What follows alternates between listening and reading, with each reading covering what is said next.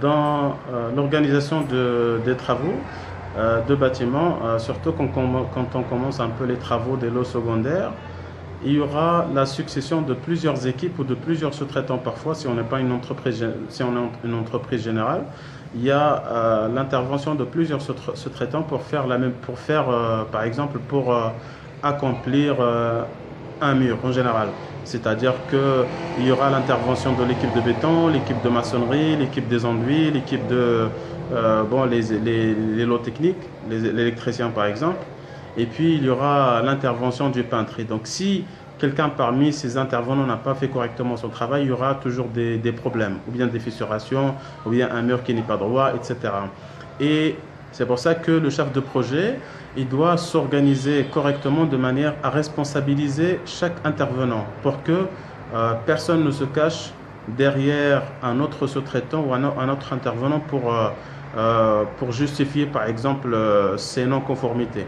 Donc nous allons voir des propositions pour en tout cas mieux gérer cette succession d'interventions.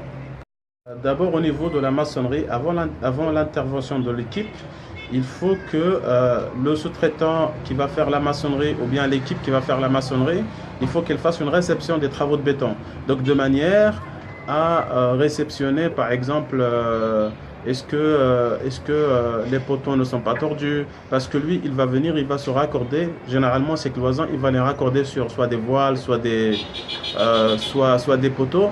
Donc si la réception n'est pas faite, plus tard il pourra justifier par exemple le fait que ces murs ne sont pas droits ou bien les angles ne sont pas droits. Il va justifier ça par la non-conformité de la structure. C'est pour ça que le sous-traitant ou l'équipe qui va faire la maçonnerie, elle doit d'abord procéder à une réception des éléments en béton. Donc il doit nous confirmer par exemple que les angles droits ils seront respectés, que les poteaux par exemple ne sont pas tordus ou les voiles ne sont pas tordus, que les dimensions des poteaux ne varient pas de la partie inférieure et la partie supérieure. En tout cas que la section elle ne varie pas.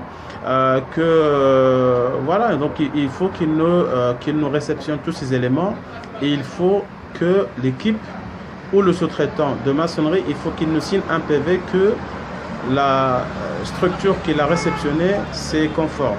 Et donc plus tard il ne pourra pas nous dire que son mur n'est pas droit parce que le poteau n'est pas droit ou bien parce que le voile n'est pas droit.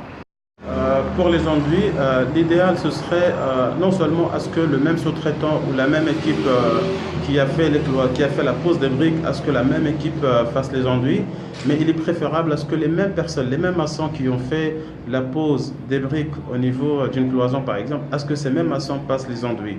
Comme ça, s'il y a un problème, on saura toujours à qui s'adresser. Et comme ça, en fait, le fait de responsabiliser ces maçons sur leur travail, ça va leur pousser à faire le travail correctement.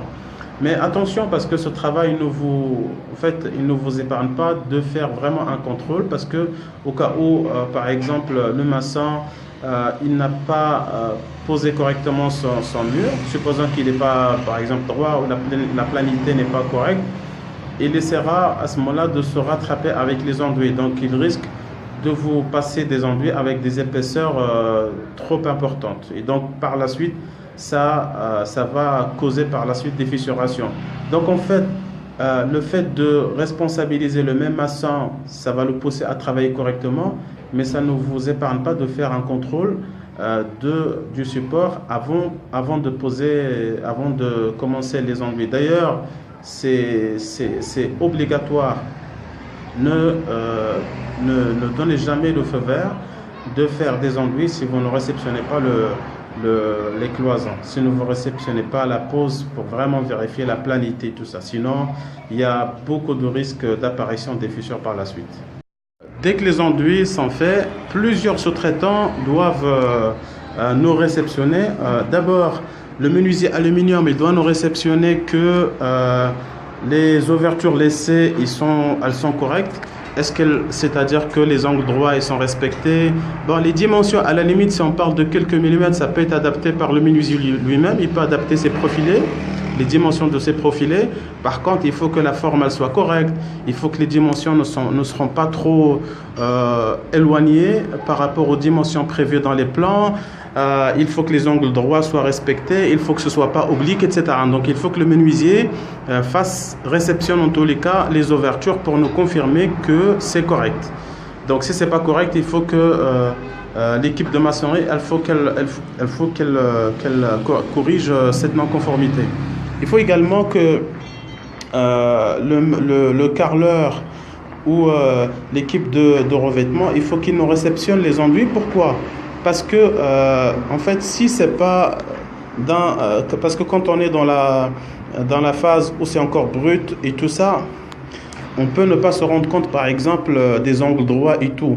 Mais par la suite, quand on commence à poser le carrelage, comme il y aura des joints et tout, ça va être beaucoup plus facile pour, par exemple, pour les usagers ou le consommateur final de se rendre compte des angles qui ne sont pas droits, etc. Donc, dès qu'on commence à poser, le calpinage permettra facilement de détecter les erreurs.